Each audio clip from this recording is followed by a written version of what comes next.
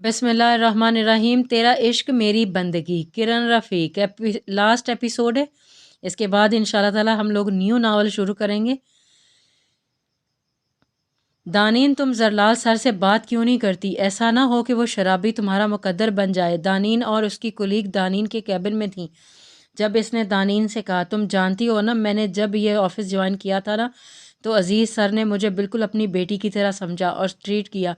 وہ بہت ہیں ہی اچھے انسان ہیں اور زرلال سر سے بہت محبت کرتے ہیں۔ جب کبھی وہ فری ہوتے تو زرلال سر کی باتیں کرنی شروع کر دیتے۔ آہستہ آہستہ مجھے زرلال سر کی باتیں سننا اچھا لگنے لگا۔ پھر جب کبھی عزیز سر ان کی بات نہ کرتے تو میں خود ان کے بارے میں پوچھ لیتی۔ پہلے مجھے لگا کہ یہ میری عادت ہے، لیکن پھر اس محبت کا انکشاف ہوا مجھ پر۔ میں اسے صرف اپنے دل تک محدود رہنے دینا چاہتی تھی، کیونکہ مجھے لگتا تھا کہ ان کا میرا کوئی مقابلہ نہیں۔ اور جب وہ واپس آئے تو ان کی پرسنالٹی دیکھ کر مجھے واقعی احساس ہو گیا وہ آسمان ہے اور میں زمین۔ اور رہی بات حامد کی، تو وہ میرا ہونے والا منگیتر ہے۔ اب شرابی ہو، جواری ہو، منگنی تو کرنی پڑے گی نا، کیونکہ وہ میری اماں کے اکلوتے بھائی کا بیٹا ہے، اور چاہے کچھ ہو جائے اماں اپنے بھائی کو کبھی ناراض نہیں کریں گی۔ اور ایسے میں تم ہی بتاؤ، میں اپنی اماں کے فیصلے کے خلاف جا کر اس شراب کے پیچھے بھاگنا شروع کر دوں جس سے کچھ حاصل ہونے والا نہیں۔ دانین دکھی لہجے میں بولی، دیکھو دانی، تم اپنی یہ فلسفانہ باتیں اپنے پاس رکھو اور مجھے یہ بتاؤ کہ زرلال سر سے اپنے دل کی بات کرو گی یا نہیں؟ انم نے سنجیدگی سے پوچھا۔ انم، تم میری بات کیوں نہیں سمجھ رہی ہو یار؟ اب دیکھو، کل کی ہی بات لے لو جب انہوں نے ساشے جیسی لڑکی کو انکار کر دیا، حالانکہ وہ ان کی دوست تھی اور اس کا سٹیٹس بھی زرلال سر کے سٹیٹس سے میچ کرتا تھا۔ اور ویسے بھی میں ان سے اظہار کر کے اپنے آپ کو رسوا نہیں کرنا چاہتی۔ حامد ہی میرا مقدر ہے اور یہ چیز میں ایکسیپٹ کر چکی ہوں۔ مطلب تو تم نہیں بتاؤ گی انہیں کچھ؟ انم نے پوچھا تو دانین نے اپنا سر نفی میں ہلا دیا۔ ٹھیک ہے، پھر میں ہی ان کو بتا دیتی ہوں۔ یہ بول کر انم اپنی جگہ سے اٹھ کر جانے لگی جب دانین غصے میں بولی، خبردار انم، تم ایسا کچھ نہیں کرو گی۔ میں نے یہ سب تمہیں اس لیے نہیں بتایا کہ تم سب کے سامنے مجھے بے عزت کرتی اور اگر پھر بھی تم نے ایسا کچھ کرنے کا سوچا تو یاد رکھنا وہ میری اور تمہاری دوستی کا آخری دن ہوگا۔ دانین یہ بول کر باہر کی جانب چلی گئی۔ زرلال جو دانین کو ساشے کی بات بتانے آیا تھا، انم اور دانین کی باتیں سن کر وہیں سے پلٹ گیا۔ زرلال، تم نے کچھ نہیں سنا اور تمہیں کوئی فرق نہیں پڑتا، اس کی منگنی کسی بھی XYZ سے ہو۔ زرلال اپنے آفس میں چکر کاٹتے ہوئے خود سے باتیں کر رہا تھا۔ یہ صرف ساشے کی باتوں کا اثر ہے اور کچھ نہیں۔ ہاں زرلال کبھی کسی لڑکی کے بارے میں سیریس نہیں ہو سکتا۔ ہاں بالکل ایسا ہی ہے زرلال، زبیر ملک کسی لڑکی کے لیے نہ سیریس ہوا ہے اور نہ ہو سکتا ہے۔ کاش میں ان دونوں کی باتیں نہ سنی ہوتی۔ یا اللہ، پلیز پلیز ان باتوں کو میرے دل سے نکال دے۔ زرلال آسمان کی طرف دیکھ کر بولا، چل زرلال، اب کام کر لے ورنہ انہی باتوں کو سوچ سوچ کر تو پاگل ہو جائے گا۔ زرلال فائل پکڑ کر مصروف ہونے کی ناکام کوشش کرنے لگا۔ جب دانین اندر آئی، good morning sir. Good morning. زرلال ان کی طرف دیکھنے سے بھی اجتناب برت رہا تھا۔ سر، جو فائل کل عزیز سر نے آپ کو بھجوائی تھی وہ دے دیں، سر مانگ رہے ہیں، دانین نے سنجیدگی سے کہا۔ زرلال نے اپنے سامنے پڑی ہوئی یلو کلر کی فائل اٹھا کر دانین کو دی اور بولا، بڑے پاپا کو بول دینا کہ کچھ ایشوز ہیں اس میں، ایک دفعہ خود بھی اس کو چیک کر لیں۔ جی سر، یہ بول کر وہ وہاں سے جانے لگی جب زرلال نے اسے روکا۔ دانین، جی سر، آپ کی اماں کیسی ہیں؟ زرلال اپنی ہی بے اختیاری پر حیران بھی ہو رہا تھا اور اس سے خود پر غصہ بھی آ رہا تھا۔ سر، اللہ کا شکر ہے اب ٹھیک ہے، انشاءاللہ 2 دن تک ڈسچارج بھی کر دیا جائے گا، دانین نے تحمل سے جواب دیا۔ اللہ کرم کرے، آمین، دانین بولی۔ سر میں جاؤں؟ کافی دیر بعد بھی جب زرلال کچھ نہ بولا تو دانین نے پوچھا، ہاں ہاں جاؤ، زرلال تیزی سے بولا۔ دانین وہاں سے باہر نکلی اور خود سے بولی، سر کو کیا ہوا ہے آج؟ خیر مجھے کیا، جو بھی ہو۔ دانین کندھے اچک کر وہاں سے چلی گئی۔ چلو ہم یہ کہانی ادھوری چھوڑتے ہیں، محبت انہیں نہیں ہوگی اور نفرت ہم کر ہی نہیں پائیں گے۔ ہاں شہریار، کام ہو گیا نا؟ وہاج رات کے 8 بجے رستم کے گھر کے باہر کھڑا تھا جب اس نے شہریار کو کال کر کے پوچھا۔ سر، جی سر، سب کچھ ریڈی ہے، بس ایک چیز دھیان میں رکھیے گا کہ رستم کے روم کو 2 دروازے ہیں، ایک جو لاؤنج میں کھلتا ہے اور دوسرا جو ڈرائنگ روم میں کھلتا ہے، آپ دوسرے والے دروازے استعمال کریں گے۔ اور اس گھر میں آنے کے لیے آپ کچن سائڈ مطلب مین گیٹ سے رائٹ والی دیوار پھیلان کر کچن میں آئیں گے، پھر وہاں سے کوریڈور سے ہوتے ہوئے ڈرائنگ روم میں آئیں گے، جہاں میں آپ کو رستم کے کمرے کے دروازے کی دوسری چابی دوں گا۔ اور ایک بات، یہ کام کرنے کے لیے ہمارے پاس صرف 20 منٹ ہوں گے۔ شہریار نے وہاج کو اپنے پلان کے بارے میں مطلع کیا۔ گڈ جاب شہریار، ٹھیک ہے میں آ رہا ہوں، لیکن رستم کو میڈیا پر چلنے والی نیوز کا تو پتہ نہیں چلا؟ نہیں سر، نہیں پتہ چلا، کیونکہ جب حارث نے مجھے میسج کیا تھا میں نے تب ہی رستم کا موبائل فلائٹ موڈ پر لگا دیا تھا اور گھر کے تمام ٹی ویز کا کنیکشن کاٹ دیا تھا۔ گڈ، اچھا اب میں رکھتا ہوں، اللہ حامی و ناصر ہو۔ وہاج متاثر ہونے والے انداز میں بول کر کال ڈراپ کر دی اور شہریار کے بتائے ہوئے پلان پر عمل کرنے لگا۔ ٹھیک 7 منٹ بعد وہ رستم کے کمرے میں تھا، جبکہ رستم اس سب سے بے خبر سو رہا تھا۔ شہریار اب تم جاؤ، کیونکہ تھوڑی دیر تک یہاں پولیس آنے والی ہے۔ Okay sir. شہریار نے وہاج کو سلوٹ کیا اور وہاں سے چلا گیا۔ وہاج نے رستم کے کمرے کا دروازہ لاک کیا اور رستم کی طرف بڑھا۔ وہاج نے جیسے ہی رستم کا چہرہ دیکھا، اسے ماہ کا ایک ایک لفظ یاد آ گیا۔ اس نے تیش میں آ کر رستم کی دائیں ٹانگ پر گولی چلائی، جس کے نتیجے میں رستم ایک دم نیند سے اٹھا اور درد سے چلا اٹھا، لیکن جیسے ہی اس کی نظر وہاج پر پڑی، وہ ناسمجھی اور تکلیف کے ملے جلے تاثرات سے وہاج کو دیکھنے لگا۔ کیا ہوا پاشا صاحب، درد ہو رہا ہے کیا؟ کون ہو تم؟ مجھ پر گولی کیوں چلائی تم نے؟ اور میرے کمرے میں اس وقت کیا کر رہے ہو؟ رستم چلاتے ہوئے بولا۔ اوہ ہو رستم، جب تمہیں پتہ ہے کہ تمہاری آواز اس کمرے سے باہر نہیں جائے گی تو چلا کیوں رہے ہو؟ رستم کو واقعی اس وقت ساؤنڈ پروف کمرے سے وحشت محسوس ہو رہی تھی۔ کہ کون ہو تم اور میرے پیچھے کیوں پڑ گئے ہو؟ اور میں نے کیا بگاڑا ہے تمہارا؟ میں تو تمہیں جانتا تک نہیں۔ Shut up, just shut up, تم مجھے نہیں جانتے؟ وہاج نے رستم کو سرخ آنکھوں سے گھورتے ہوئے اپنی طرف اشارہ کرتے ہوئے پوچھا۔ میں وہ ہوں جس کو تم نے یتیم کیا، میرے دوست جیسے باپ اور میری ماں جو تم جیسے صفاقوں کی بھیڑ چڑھ گئی، ان دونوں کا سایہ میرے سر سے چھین لیا۔ میری جان سے عزیز بہن کو، جس کی آنکھ میں ایک آنسو بھی نہیں دیکھ سکتا تھا، آج صرف تمہاری وجہ سے وہ روتی رہتی ہے۔ میں وہ بد نصیب بیٹا ہوں جس سے تم نے اس کے ماں باپ کے جنازے کو کندھا دینے کا حق چھین لیا۔ میں وہ بد نصیب بیٹا ہوں جو اپنی ماں کو بے آبرو ہونے سے نہ بچا سکا۔ میں وہ بھائی ہوں جس کی بہن نے خون کے آنسو روئے صرف تمہاری وجہ سے۔ ڈی ایس پی زبیر ملک کا بڑا بیٹا میجر وہاج احمد، یاد آیا یا بھول گئے کہ ڈی ایس پی زبیر ملک کون تھا؟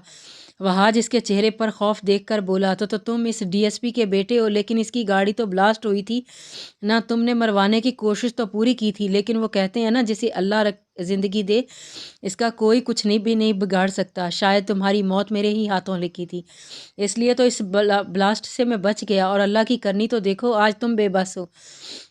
وہاج بمشکل اپنا غصہ ضبط کیے ہوئے تھا۔ پلیز مجھے معاف کر دو، تم جو کہو گے میں کروں گا، لیکن پلیز مجھے معاف کر دو۔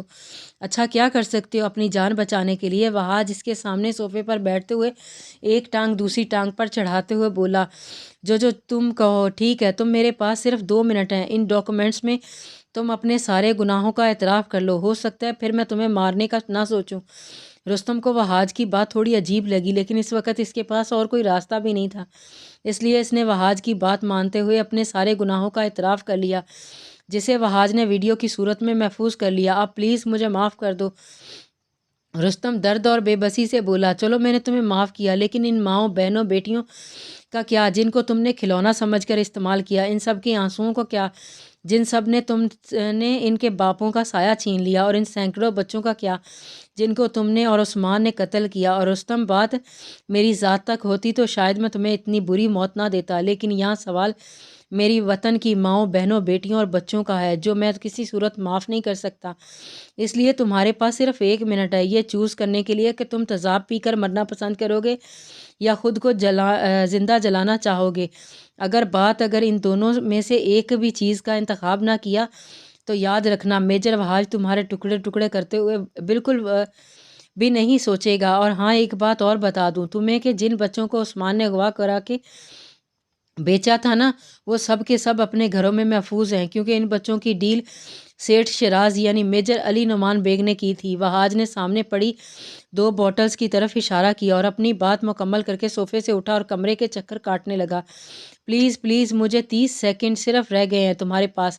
وہاج اپنی گھڑی کی طرف دیکھ کر اطمینان سے بولا۔ رستم کو اس وقت اپنے سارے گناہ یاد آ رہے تھے اور اس کی آنکھوں سے آنسو نکل رہے تھے۔ یہ آنسو وہ شرمندگی پر نہیں بہا رہا تھا، بلکہ اپنی موت کو اپنے سامنے دیکھ کر رو رہا تھا۔ 10 9 8 7 6 5 4 3 2 وہاج کے ایک بولنے سے پہلے ہی رستم نے تیزاب کی بوتل منہ کو لگا لی اور پھر صرف چند سیکنڈ لگے تھے رستم کو تڑپ تڑپ کر جان دینے میں۔ الحمدللہ۔ وہاج آسمان کی طرف منہ کر کے بولا، پولیس کے آنے سے پہلے وہاں سے نکل گیا۔ اللہ نے تو خود فرمایا ہے کہ ہر گناہ کا حساب ہوگا، ہر ظالم کا اس کے کیے کی سزا بھگتنی پڑے گی۔ قرآن پاک میں ارشاد خداوندی ہے، ایمان والے اللہ کی راہ میں لڑتے ہیں، کافر شیطان کی راہ میں لڑتے ہیں تو شیطان کے دوستوں سے لڑو، بے شک شیطان کی چال کمزور ہے، اور جو مسلمان کو جان بوجھ کر قتل کرے اس کا بدلہ دوزخ ہے، اس میں ہمیشہ رہے گا، اور اللہ نے اس پر ناراضگی کی اور لعنت کی ہے اور تیار کیا اس کے لیے بڑا عذاب۔ اس تو رات اس میں جان کے بدلے جان، اور آنکھ کے بدلے آنکھ، اور ناک کے بدلے ناک، اور کان کے بدلے کان، اور دانت کے بدلے دانت، اور زخم کا بدلہ ہے جو خود بدلہ معاف کر دے تو وہ اس کی طرف سے کفارہ ہے، اور جو اللہ کے نازل کردہ حکم کے مطابق فیصلہ نہ کرے تو وہ سب ظالم ہیں۔ جس دن ان پر گواہی دیں گے ان کی زبانیں اور ان کے ہاتھ اور ان کے پاؤں جو کچھ کرتے ہیں۔ انسان کو کبھی بھی اپنی اوقات نہیں بھولنی چاہیے، مٹی سے بنے اور مٹی میں جانا ہے، تو پھر غرور کس بات کا۔ حضرت علی علیہ السلام نے فرمایا، اگر انسان اپنی حقیقت اور اصلیت پر غور کرے تو تکبر کا خیال تک بھی اس کے دل میں نہیں آ سکتا۔ اس کی پیدائش پانی کے ایک ناپاک قطرے سے ہوتی ہے، پھر جب تک وہ زندہ رہتا ہے غلاظت اور گندگی اس کے پیٹ میں رہتی ہے، تیسری حالت مرنے کے بعد جب وہ مٹی میں دفن ہو کر مٹی بن جاتا ہے، یا جلائے جانے کے بعد راکھ کی شکل اختیار کر لیتا ہے، جب اس کی تینوں حالتوں میں انتہائی ادنی اور پست درج کی ہے، تو پھر اس کا اکڑنا اور تکبر کرنا اگر حماقت نہیں تو کیا ہے۔ جو شخص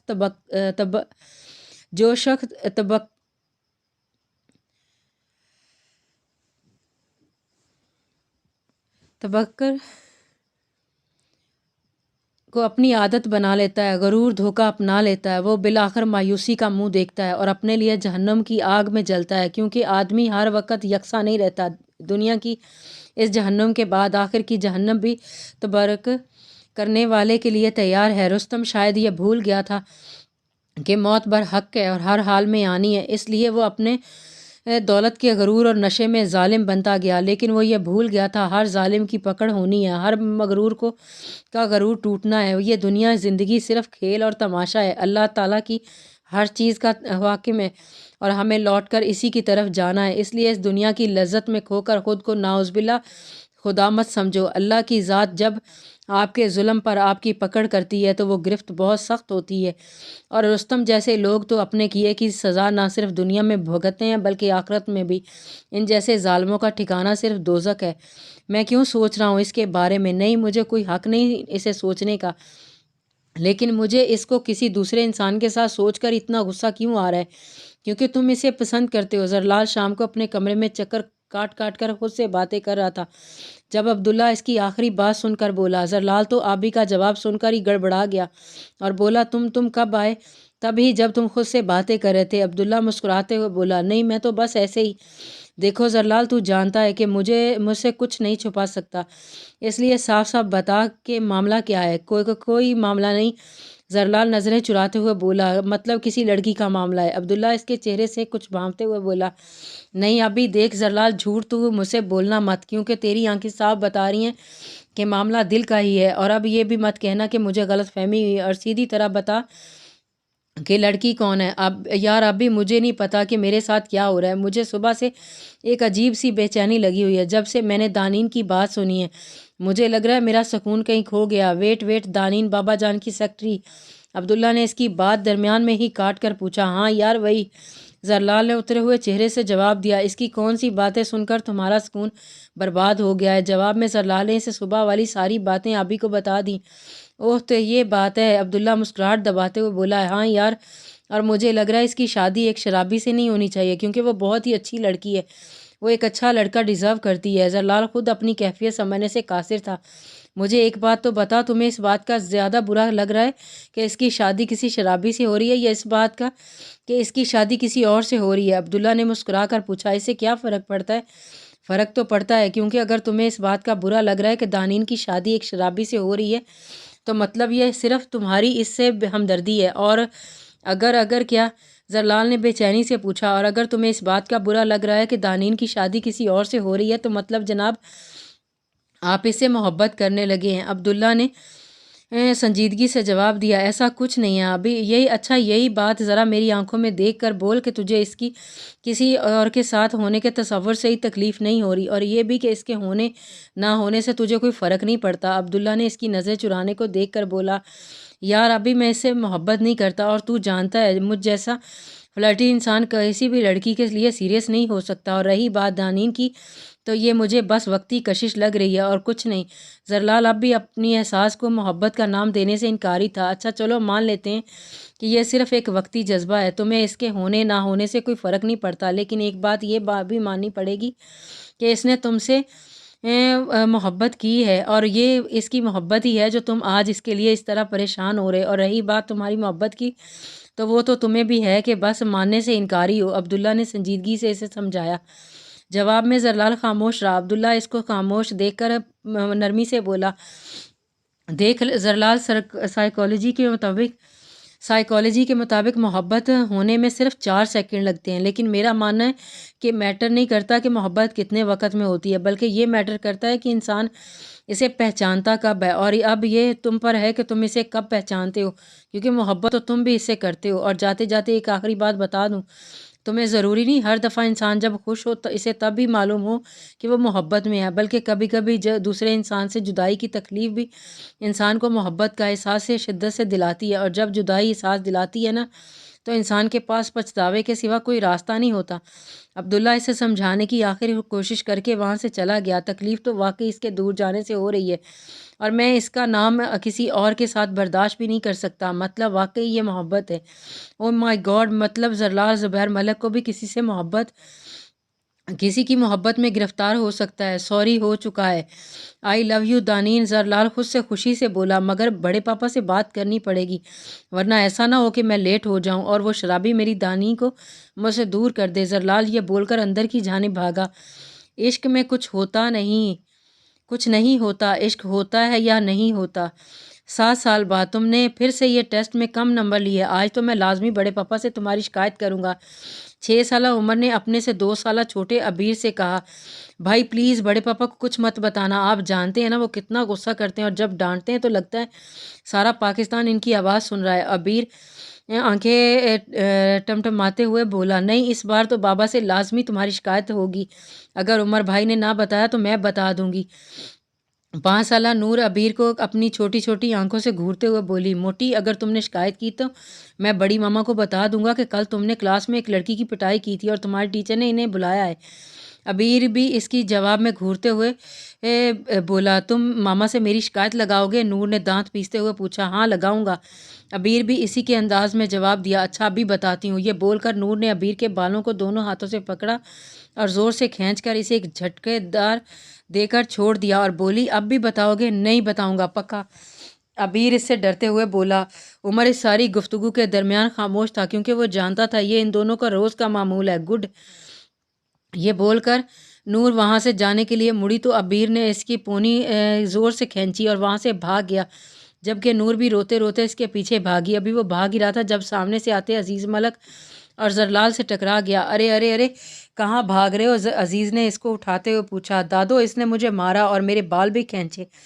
نور اپنے نظر نہ آنے والے آنسو صاف کرتے ہوئے بولی۔ ابیر، زرلال نے اسے گھورا۔ بابا اس طرح مت گھورے، اس نے مجھے پہلے مارا تھا، اور ویسے بھی بابا ہیں تو بابا بنے، فالتو میں کیوں ڈرائیگن بن رہے ہیں؟